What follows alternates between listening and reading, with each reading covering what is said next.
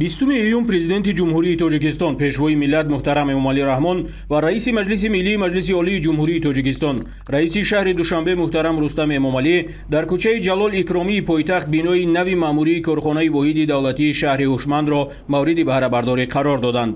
Корхонаи воҳиди давлатии шаҳри ҳушманд Smart City мақомоти иҷроияи ҳокимияти давлатии шаҳри Душанбе дар асоси нишондоди паёми солонаи президенти ҷумҳурии Тоҷикистон муҳтарам Эмомалӣ Раҳмон ба маҷлиси олӣ оид ба эълони солҳои 2025-2030 солҳои рушди иқтисоди рақамӣ ва инноватсия ва ташаббусҳои созандаи раиси шаҳри Душанбе муҳтарам Рустам Эмомалӣ ба хотири вусъати рақамикунонии хизматрасониҳои давлатӣ ва истифодаи васеи ҳисоббаробаркуниҳои ғайринақдӣ мавриди истифода қарор дода шуд. Ин тадбир шаҳодати тақвияти равандҳои инноватсионӣ ва истифодаи муассири имкониятҳои технологияҳои рақамӣ дар иқтисодиёт мебошад. Корхонаи воҳиди давлатии шаҳри ҳушманд бо қарори раиси шаҳри Душанбе аз 7 майи соли 2019 бо мақсади баланд бардоштани самаранокии хизматрасонӣ бобати қонеъ гардонидани талаботи шаҳрвандон дар самти хизматрасонӣ, таъмини амнияти шаҳрвандон ва ҳифзи тартиботи ҷамъиятӣ, рушди иқтисодиву иҷтимоии маҳаллӣ бо истифода аз технологияҳои иттилоотиву коммуникатсионӣ таъсис дода шудааст.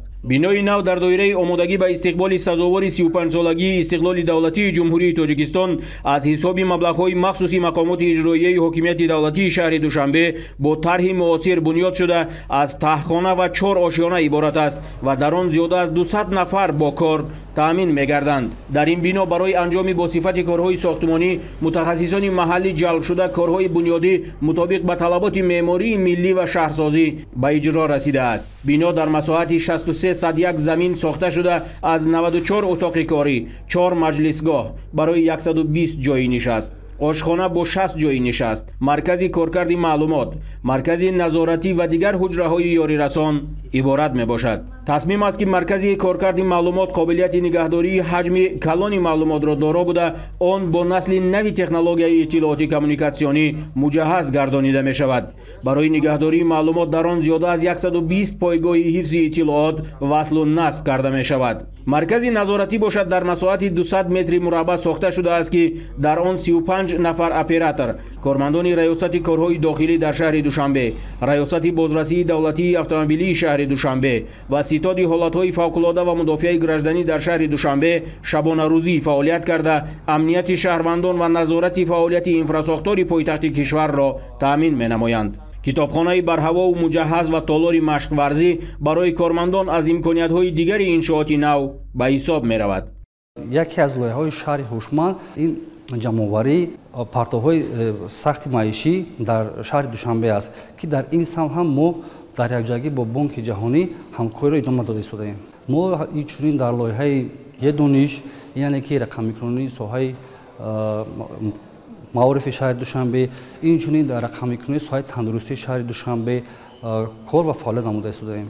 дар зиёда аз 150 муассисаҳои таҳсилоти миёнаи умумии шаҳри Душанбе барномаи едониш насб гардидааст.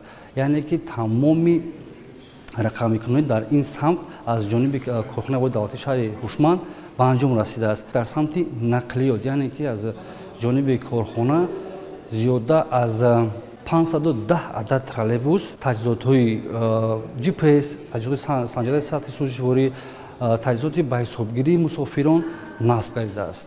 аснои муаррифии тарҳу лоиҳаҳои тавассути корхона амалишаванда ба пешвои миллат муҳтарам Эмомалӣ Раҳмон иттилоъ дода шуд ки шаҳри ҳушманд сохторест ки дар асоси охирин назарияҳои рақамикунонӣ такмил ёфта идоракунии шаҳр бар пояи фановарӣ, иттилоот ва коммуникатсия ба роҳ монда мешавад.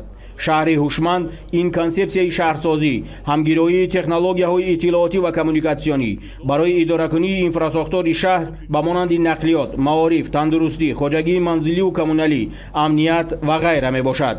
таъкид гардид ки ташкили иқтисоди рақамӣ, нақлиёти ҳушманд, тибби ҳушманд, таълими ҳушманд, рӯшноии ҳушманд, иқтисоди сабз, шаҳри сабз, харитаи электронӣ ва дар маҷмӯъ татбиқи бештар аз 20 лоиҳа дар шаҳри Душанбе дар доираи низоми шаҳри ҳушманд раҳандозӣ шудааст. рақамикунонии соҳаҳои маорифу тандурустии шаҳри Душанбе, насби сутунпояҳои алоқаи мобилӣ, амалисозии лоиҳаи иҷтимоии Wi-Fi, тарҳи идоракунии партовҳои сахти маишӣ ва коркарди он, таҳияи харитаи электронӣ, рақамикунонии соҳаи нақлиёти шаҳри Душанбе, нақлиёти ҳушманд, фаъолсозии шаҳри бехатар ва ғайраҳо аз зумраи корҳоест ки тариқи корхонаи воҳиди давлатии шаҳри ҳушманди мақомоти иҷроияи ҳокимияти давлатии шаҳри Душанбе дар ҳоли иҷро қарор доранд.